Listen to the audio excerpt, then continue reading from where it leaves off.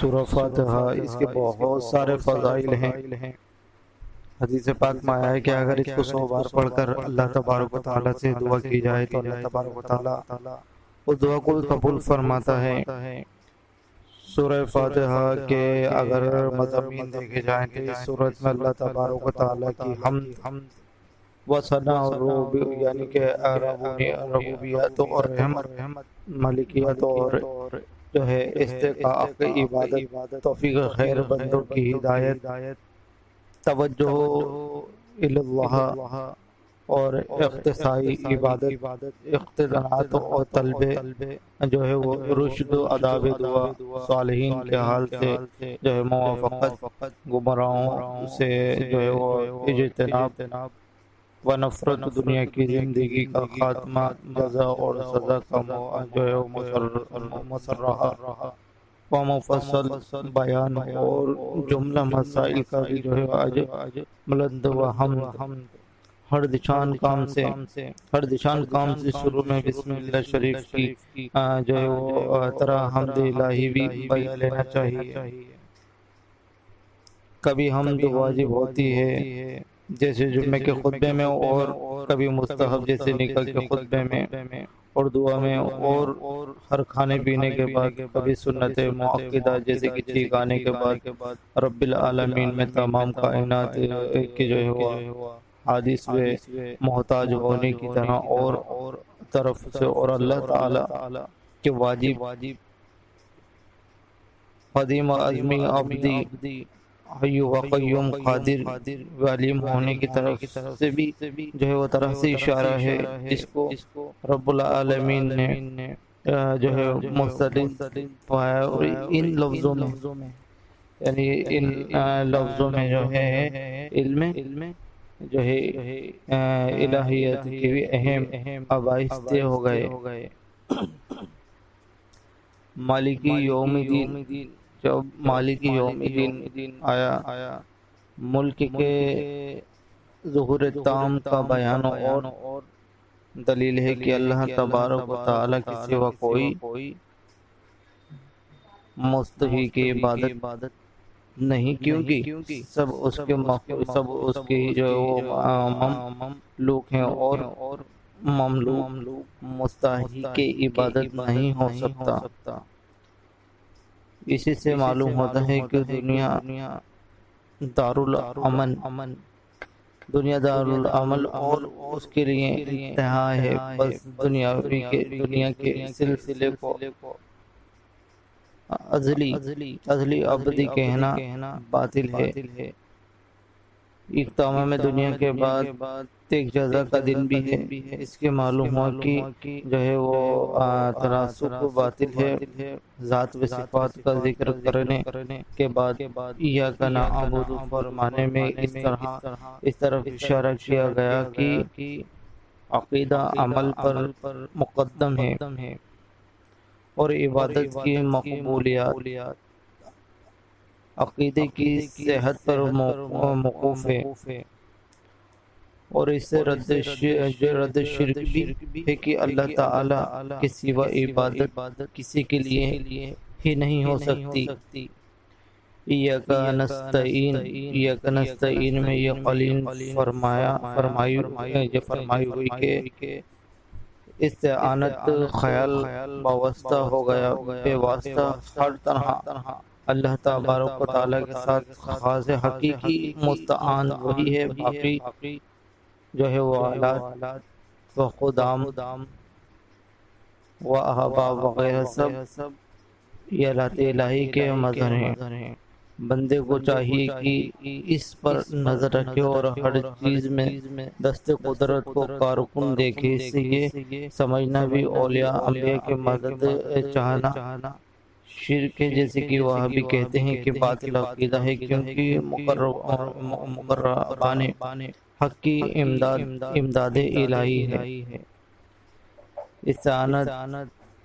بالغیر نہیں۔ اگر اس آیت کو یہی معنی ہوتے کہ وہابیوں نے سمجھے تو قرآن پاک میں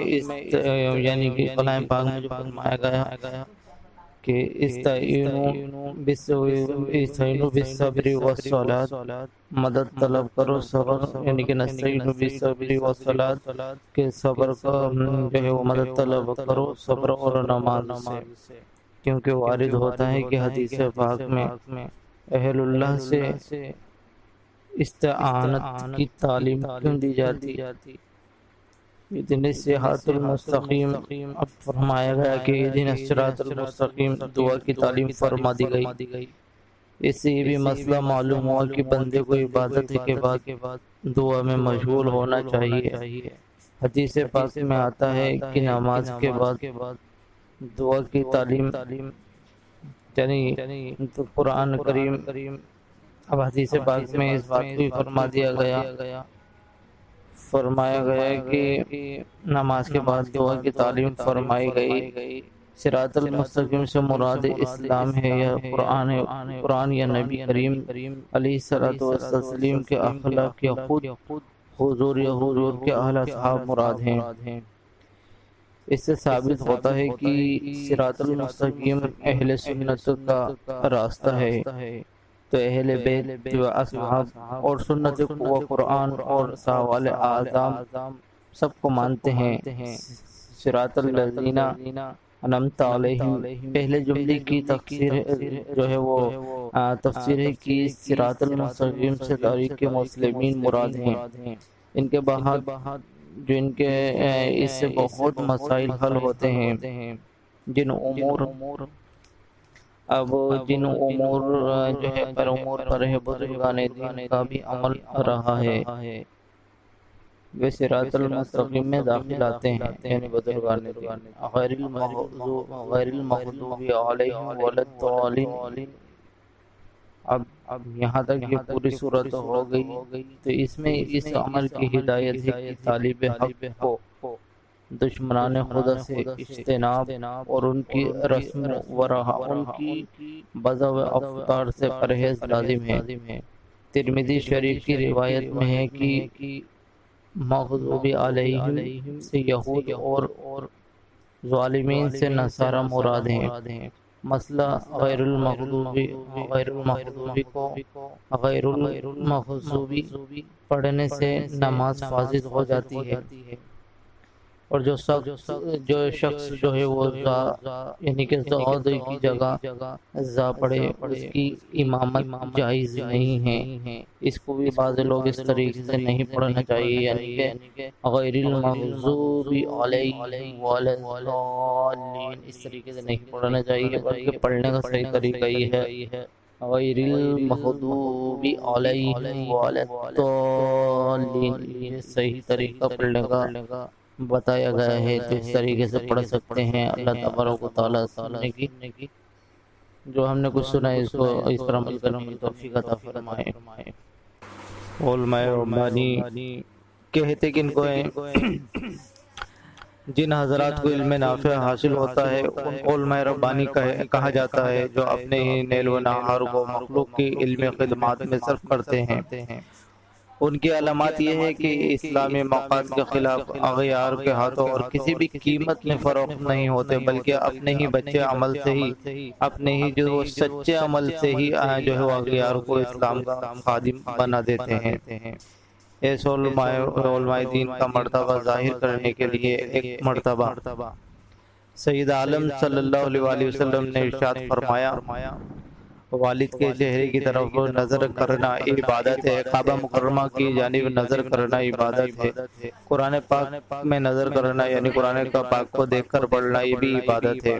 اور عالم کے چہرے کو دیکھنا یہ بھی عبادت ہے۔ مگر عالم کا یہ بھی خصوصیات ہے کہ ان کے حق میں یہ بھی ارشاد فرمایا کہ جس نے عالم کی زیارت کی تو اس نے گویا میری زیارت کی، اور جس نے عالم سے مصافحہ کیا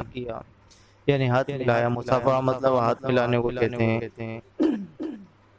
اور مصافحہ کیا تو گویا اس نے مجھ سے مصافحہ کیا، اور عالم کے پاس جو بیٹھے گا تو گویا میرے پاس بیٹھا،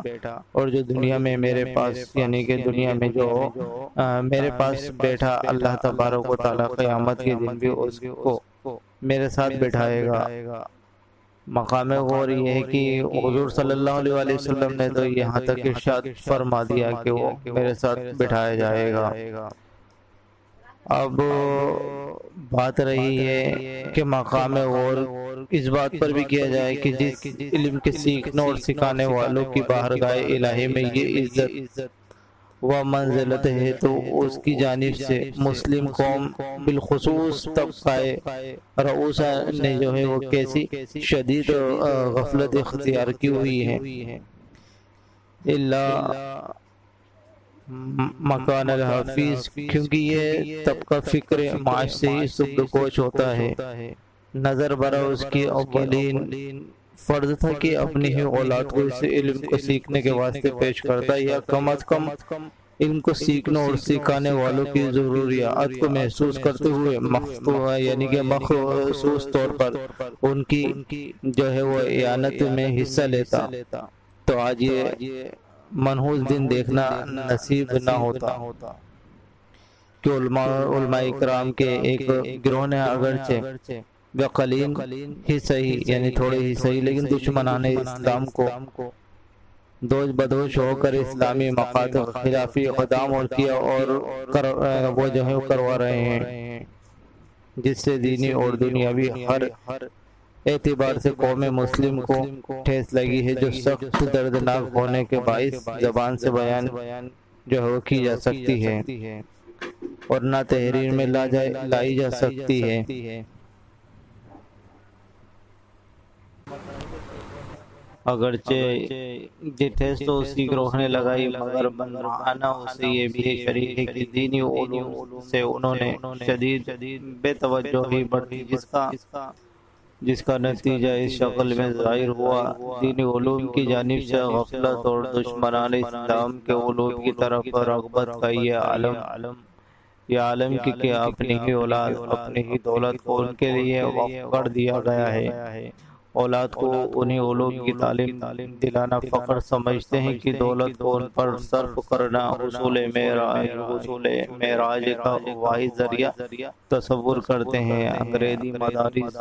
قائم کرنے کے لیے انتھن کوششیں کی جاتی ہیں، انگریزی کھیل کود کے واسطے بڑے بڑے چندے دیے جاتے ہیں، جن سے بجود طبعی اوقات کوئی نتیجہ نہیں نکلتا، بلکہ بعض کھیلوں میں بے حیائی پیدا ہوتی ہے۔ دین علوم کے لیے چندہ کرنا تو بہت ہی معیوب ہے کہ اس سے انسلٹ ہوتی ہے۔ چندہ دینے سے بھی ہزار ہیلے کیے جاتے ہیں، ہزار بہانے کیے جاتے ہیں۔ ہمارے اسی قسم کے ناگفتانی حالات نہیں جن کی بنا پر موجودہ عذاب الہی مسلط ہوتا ہے کہ حسب منشا غذا ملتی ہے، نہ پہننے کو کپڑا دریافت ہوتا ہے اور نہ ہی دستیاب ہوتا ہے، اور نہ ہی جو ہے وہ امن و امان کے ساتھ سفر کر سکتے ہیں، نہ گھر پر رہ کر چین کی نیند سو سکتے ہیں۔ امن اماں کو خلل پڑ گیا ہے۔ اگر اب بھی غفلت کے پردے نہ اٹھے اور یہی لیل و نہار رہے تو نہ معلوم کیسی شدید عذاب جو ہے وہ نازل ہو جائے۔ عاقل وہ جو احادیث روزگار سے ہی عبرت حاصل کر کے جلد سے جلد اپنے ہی عمل کی اصلاح کے واسطے متوجہ ہو جاتا ہے۔ لہذا اگر ہم چاہتے ہیں کہ موجودہ مسائل سے رہائی ملے اور آئندہ آنے والی خوفناک آفتوں سے محفوظ رہیں تو فوراً ہی مشروعہ اعمال سے جو ہے تائب ہو کر علوم کی خدمت شروع کر دیں، اپنے بچوں کو دینی علوم کی تعلیم دلائیں، اپنی اولاد اپنی دولت کو اپنی دولت سے جو ہے وہ دینی علوم کی خدمت کریں۔ دامے در میں قدم سوگنے جس سے ہی خدمت ممکن ہو سکے درین نہ کیا جائے اور آگے بڑھ کے جو ہے وہ حصہ اللہ کی راہ میں لیا جائے۔ مسجد میں فرض نماز ادا کرنے کی فضیلت ضرور جاننا چاہیے۔ حضور اقدس صلی اللہ علیہ وسلم نے اس پر کیا ارشاد فرمایا، حضور کیا فرماتے ہیں، آئیے جانتے ہیں۔ نبی کریم صلی اللہ علیہ وسلم فرماتے ہیں کہ مرد کی نماز جماعت کے ساتھ گھر میں اور بازار میں پڑھنے سے 25 درجہ زائد ہے۔ اور یہ یوں ہے کہ جب اچھی طرح وضو کر کے مسجد کے لیے گھر سے نکلا تو ہر قدم پر درجہ بلند ہوتا ہے اور گناہ مٹتا ہے، اور سب جب نماز پڑھتا ہے تو ملائکہ برابر اس پر درود بھیجتے رہتے ہیں جب تک کہ اپنی نماز پڑھنے کی جگہ پر ہے اور نماز میں شمار کیا جائے گا، جب تک نماز کا انتظار کر رہا ہے۔ اور ایک روایت میں ہے کہ ہر قدم کے بدلے میں 10 نیکیاں لکھی جاتی ہیں، اور جب گھر سے نکلتا ہے تو وقت تک نماز پڑھنے والوں میں لکھا جاتا ہے۔ اور سید عالم صلی اللہ علیہ وآلہ وسلم فرماتے ہیں کہ جو اچھی طرح سنت کے مطابق وضو کر کے فرض نماز کو گیا اور مسجد میں نماز پڑھی تو اس کی مغفرت ہو جائے گی۔ حضور نے یہاں تک ارشاد فرما دیا ہے۔ حضرت جابر رضی اللہ تعالیٰ عنہ فرماتے ہیں کہ مسجد نبوی کے قریب کچھ زمین خالی ہوئی، قبیلہ بنی سلمہ نے چاہا کہ مسجد کی قبیلہ سلمہ مطلب سلمہ ایک قبیلہ ہوتا تھا، انہوں نے چاہا کہ مسجد کے قریب آ جائیں۔ یہ خبر نبی کریم صلی اللہ علیہ وآلہ وسلم کو پہنچی تو قبیلہ بنی سلمہ سے فرمایا آپ صلی اللہ علیہ وسلم نے کہ مجھے خبر پہنچی کہ تم مسجد کے قریب وہ اٹھانا چاہتے ہو، یعنی آنا چاہتے ہو۔ عرض کیا جی ہاں یا رسول اللہ صلی اللہ علیہ وآلہ وسلم، ارادہ تو یہی ہے۔ تو آپ صلی اللہ علیہ وسلم نے فرمایا اے بنی سلمہ اپنے گھروں میں رہو اور تمہارے قدم لکھے جائیں گے، یعنی جب حضور کا کہنے کا مطلب یہ تھا کہ جب تم اپنے گھر سے اور اتنی دور پر مسجد تک آؤ گے تو تمہارے قدم لکھے جائیں گے۔ یہ کلمہ دو بار حضور صلی اللہ علیہ وسلم نے فرمایا۔ بنی سلمہ کہتے ہیں کہ بھائی وجہ ہم کو گھر بدلنا پسند نہ آیا۔ حضرت عبداللہ ابن عباس رضی اللہ تعالیٰ عنہ فرماتے ہیں کہ انصار کے گھر مسجد سے دور تھے، انصار کے گھر مسجد سے کافی دور تھے تو انہوں نے قریب آنا چاہا، اس پر یہ آیت نازل ہو گئی بسم اللہ الرحمن الرحیم وَنَخُطُ مَا قَدَّمُوا وَآثَارَهُمْ، یعنی جو انہوں نے نیک کام آگے بھیجے ہیں اور ان کے نشان قدم ہم لکھتے ہیں۔ قرآن پاک کی آیت نازل ہوئی۔ حضرت عبی بن قعد رضی اللہ تعالیٰ عنہ فرماتے ہیں کہ ایک انصاری کا گھر مسجد سے سب سے زیادہ دور تھا، پھر بھی کوئی نماز ان کی قضا نہ ہوتی۔ ان سے کہا گیا کہ کاش تم کوئی سواری خرید لو کہ اندھیرے اور گرمی میں اس پر سوار ہو کر مسجد آ جاؤ۔ تو انہوں نے جواب دیا کہ میں چاہتا ہوں کہ میرا مسجد کو آنا اور پھر گھر کو واپس جانا لکھا جائے۔ اس پر نبی کریم صلی اللہ علیہ وآلہ وسلم نے ارشاد فرمایا اللہ تعالیٰ نے تجھے یہ سب جمع کر کے دے دیا۔ رحمت عالم صلی اللہ علیہ وسلم نے فرمایا کہ تکلیف میں پورا وضو کرنا اور مسجد جانا اور ایک نماز کے بعد دوسری نماز کا انتظار کرنا گناہوں کو اچھی طرح دھو دیتا ہے۔ آپ صلی اللہ علیہ وسلم نے فرمایا جو لوگ اندھیریوں میں مساجد کو جانے والے ہیں انہیں قیامت کے دن کامل نور ملنے کی خوشخبری سنا دو۔ یہ بخاری شریف کی حدیث ہے۔ اللہ تبارک و تعالی آمین سننے کر اور اس پر عمل کرنے کی توفیق عطا فرمائے، آمین۔ قیامت کے دن سات شخص اللہ تبارک و تعالی کے سائے میں ہوں گے۔ حضرت ابو ہریرہ رضی اللہ تعالیٰ عنہ بیان کرتے ہیں کہ نبی کریم صلی اللہ علیہ وسلم نے ارشاد فرمایا تو حضور صلی اللہ علیہ وسلم نے فرمایا 7 شخص ایسے ہیں، یعنی کہ شخص ایسے ہیں جن پر اللہ عز و جل سایہ کرے گا قیامت کے دن۔ وہ دن اس کے سائے کے سوا کوئی سایہ ہی نہیں ہوگا۔ امام عادل اور امام عادل یعنی عدل کرنے والا، انصاف کرنے والا، اور وہ جوان جس کی نشو و نما اللہ عز و جل اللہ کی عبادت میں ہوئی، اور وہ شخص جس کا دل مسجد کو لگا، اور وہ 2 شخص کی باہم اللہ کے لیے دوستی رکھتے ہیں، اسی پر جمع ہوئے ہیں اور اسی پر جو ہے متفرق ہوئے ہیں۔ اور وہ شخص جسے کسی عورت صاحب منصب و جمال نے بلایا، اس نے کہہ دیا کہ میں اللہ سے ڈرتا ہوں، اور بے شخص جس نے کچھ جو ہے وہ صدقہ کیا اور اسے اتنا چھپایا کہ بائیں ہاتھ کو بھی خبر نہ ہوئی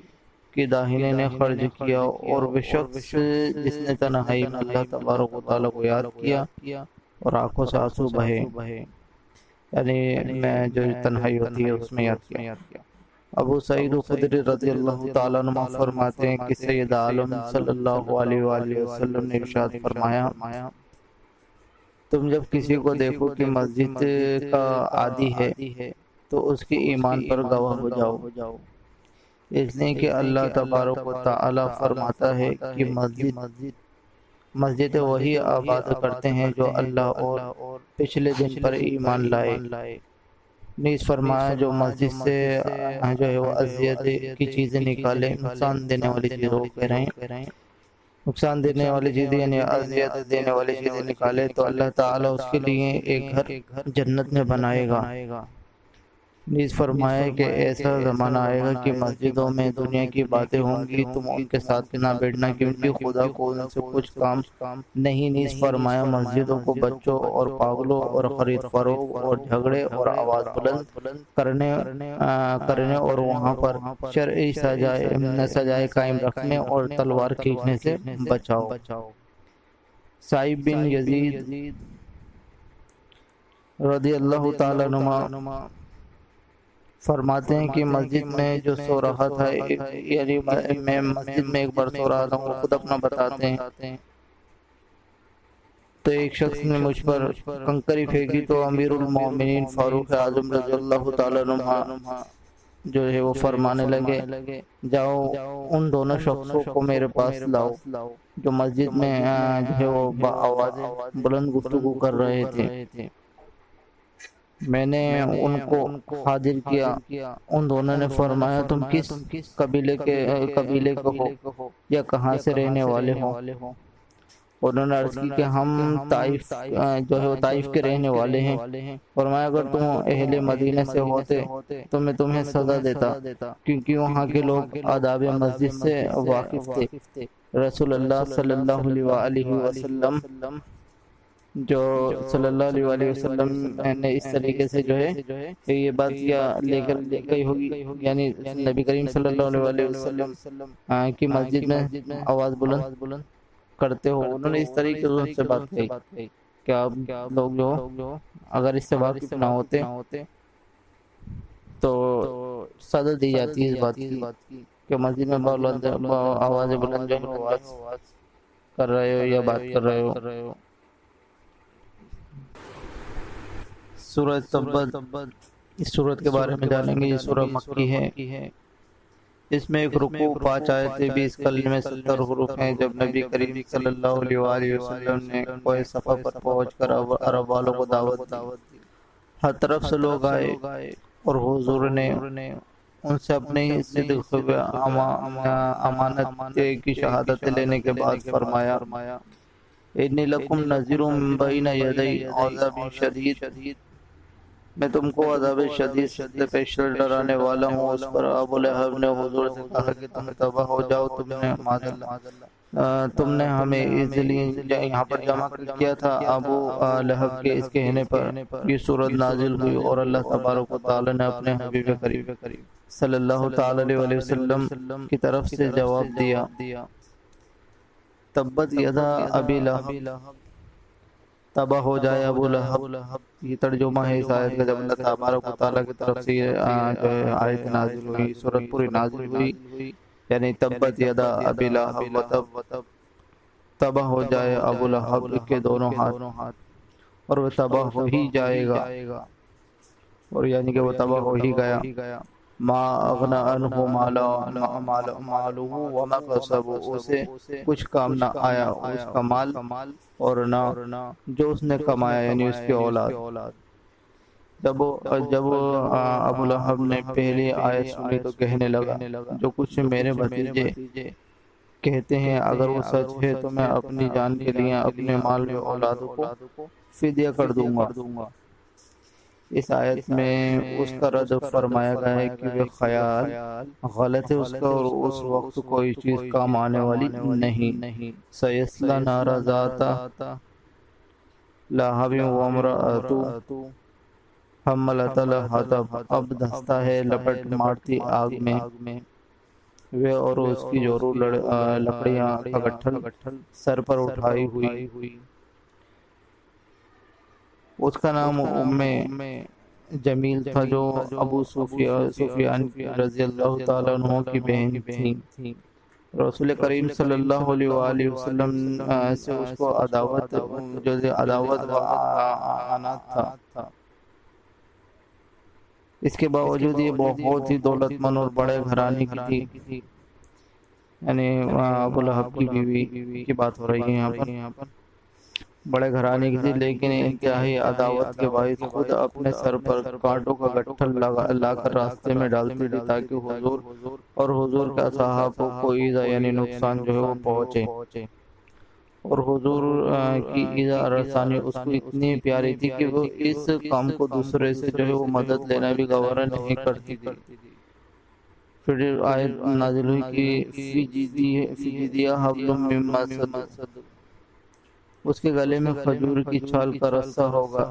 جس سے کانٹوں کا گٹھا باندھتی تھی۔ ایک روز یہ بوجھ اٹھا کر لا رہی تھی کہ تھک گئی اور آرام کرنے کے لیے ایک پتھر پر بیٹھ گئی۔ ایک فرشتے نے بحکم الہی اس کے پیچھے سے اس گٹھے کو کھینچا ہوئے گرا اور رسی اس کے گلے میں پھنسی، اور پھنسنے کے بعد جو ہے وہ اس کا گلا گھٹا، اور گلا گھٹنے سے وہ مر گئی۔ اس طریقے سے ان دونوں کا جو ہے وہ خاتمہ ہوا، جو حضور سے اس طریقے کی عداوت رکھتے تھے، اور یہ سورۃ تبت یدا ابی لہب سورۃ اس طریقے سے نازل ہوئی۔ یہ سورۃ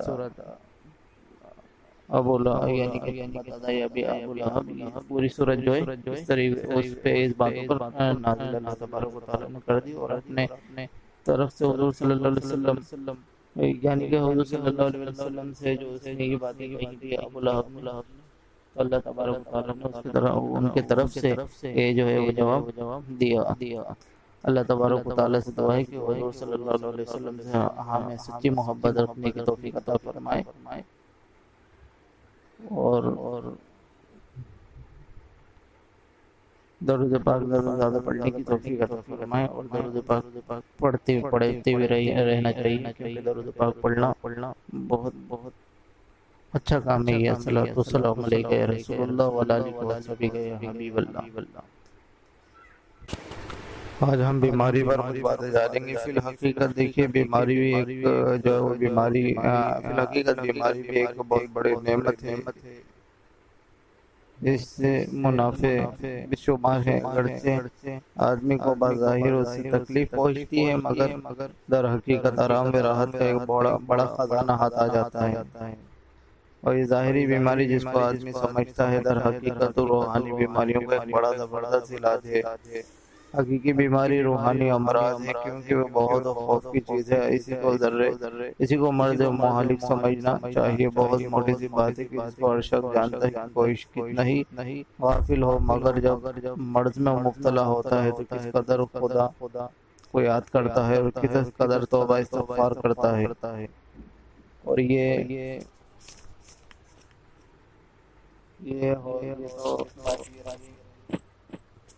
یہ بڑے رتبے والی کی شان ہے کہ تکلیف کا بھی اسی طرح سے استقبال کرتے ہیں، جیسے کہ راحت کا یہ سمجھتے ہوئے کہ مگر ہم جیسے کمزور بندے کم از کم اتنا تو کریں کہ صبر و استقلال سے کام لیں، اور جزا و فضا کر کے آتے ہوئے ثواب کو ہاتھ سے جانے نہ دیں۔ اور یہ بات تو ہر شخص جانتا ہے کہ بے صبری سے آئی ہوئی مصیبت جاتی نہ رہے گی، اور اس سے بڑے ثواب سے محروم ہو جانا دوہری مصیبت ہے۔ بہت سے نادان بیماری میں نہایت ہی بیجا کلمے بول جو ہے وہ جاتے ہیں، بلکہ بعض کفر تک پہنچ جاتے ہیں، معاذ اللہ مولا تعالی کی طرف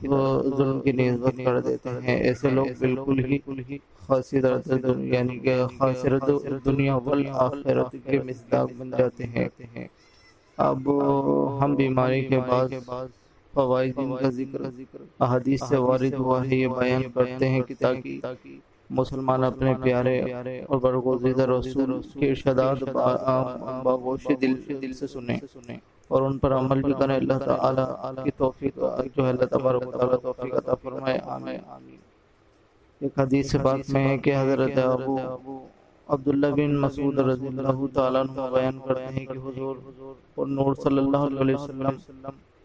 نے فرمایا، مسلمان کو جو اذیت پہنچتی ہے مرض ہو یا اس کے سوا کچھ اور، اللہ تبارک و تعالیٰ اس کے گناہوں کو دور فرما دیتا ہے، جیسے درخت کے پتے جھڑتے ہیں۔ یہ حضور صلی اللہ علیہ وسلم نے فرمایا، ارشاد فرما حضور کا ارشاد ہے۔ جبکہ ایک اور حدیث پاک میں ایک حضرت جابر رضی اللہ تعالیٰ عنہ سے روایت ہے کہ حضور اقدس صلی اللہ علیہ وسلم ام الزائم نامی خاتون کے پاس تشریف لے گئے۔ آپ صلی اللہ علیہ وسلم نے فرمایا، تمہیں کیا ہوا ہے جو کانپ رہی ہو؟ عرض کہ یا رسول اللہ صلی اللہ علیہ وسلم بخار خدا اس میں برکت نہ کرے۔ فرمایا، اور بخار کو برا نہ کہو، کیونکہ وہ آدمی کی خطاؤں کو اس طرح سے دور کرتا ہے جیسے بھٹی لوہے کے میل کو صاف کر دیتی ہے۔ یہ بھی حضور نے فرمایا۔ جبکہ ایک اور حدیث پاک میں فرمایا گیا ہے کہ حضرت عبداللہ بن عمر رضی اللہ تعالیٰ عنہ بیان کرتے ہیں کہ رحمت عالم صلی اللہ علیہ وسلم نے ارشاد فرمایا، بندہ جب عبادت کا اچھے طریقے پر ہو اور پھر بیمار ہو جائے تو جو فرشتہ اس پر مقرر ہے اس سے فرمایا جاتا ہے کہ اس کے لیے ویسے اعمال